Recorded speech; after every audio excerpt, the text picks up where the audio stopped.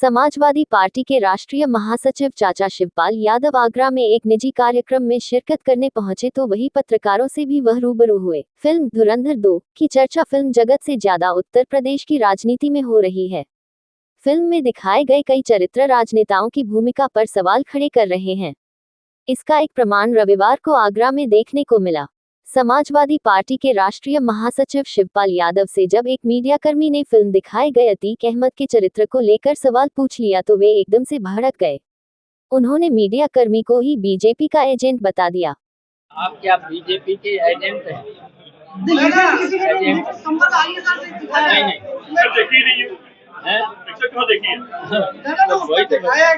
नहीं, एजेंट है, वहाँ से सूचना इन्हें मिली है। ये पूछना आपने अपनी तरफ से नहीं पूछा, अपनी तरफ से पूछे होते तो बता देते। ये चर्चा का विषय तो बना हुआ है सोशल मीडिया पर। नहीं, हम ये देखिए जो वहाँ से तुमको एजेंडा दिया गया, कोई एजेंडा नहीं दिया गया। सवाल ये सोशल मीडिया में समाजवादी पार्टी के कद्दावर नेता शिवपाल यादव रविवार को आगरा में एक प्राइवेट अस्पताल का उद्घाटन करने आए थे।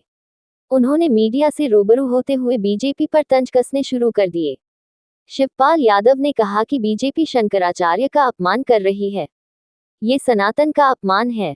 उन्होंने गौशालाओं की बदहाली, गौ सेवकों की स्थिति पर सवाल खड़े करते हुए बीजेपी पर निशाना साधा। मुख्यमंत्री जो है शंकराचार्य का अपमान कर रहे हैं, क्या ये सपा के लिए संजीवनी बनेंगे दोनों मुद्दे? देखिए, ये भारतीय जनता पार्टी के लोग ढोंग करते हैं, अब उन्होंने सनातन का ही अपमान करना शुरू कर दिया है।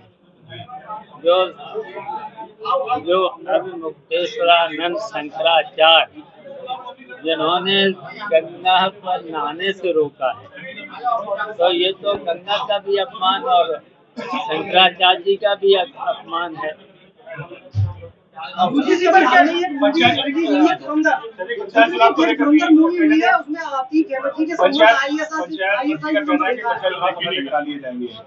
समाजवादी पार्टी के नेता शिवपाल यादव ने मथुरा में फरसे वाले बाबा की मौत और पथराव पर कहा कि बीजेपी सरकार में दंगे तो होते रहेंगे, झूठे मुकदमे झूठे दायर किए जाते हैं, इस सरकार में निष्पक्ष कोई काम नहीं होता है। इसके अलावा उन्होंने चुनाव आयोग की कार्यशैली पर सवाल उठाते हुए कहा कि चुनाव आयोग का रुख निष्पक्ष नहीं है, आगामी चुनाव में आयोग की भूमिका संदिग्ध बनी हुई है।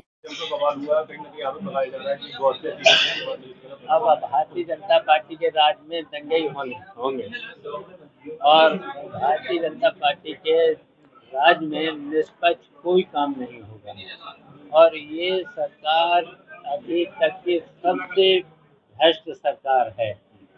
तो इस सरकार में होना क्या है?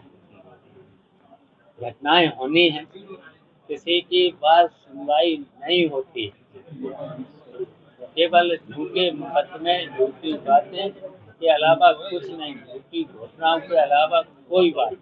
4 राज्यों में विधानसभा चुनाव भी होने जा रहे हैं। आप लोग कहीं इंडिया गठबंधन में कहीं सीधो चुनाव नहीं लड़ रहे हो, कहीं ना चुनाव आयोग को सीधे कटघरे में खड़ा कर रहे हो आप लोग। देखिए, जब बेईमानी से सरकार चलाती है और आयोग को निष्पक्ष रहना चाहिए तो निष्पक्षता दिखाई नहीं देती है तो आरोप तो फिर लगेंगे। जब निष्पक्षता दिखाई नहीं देती तो आरोप तो लगेंगे।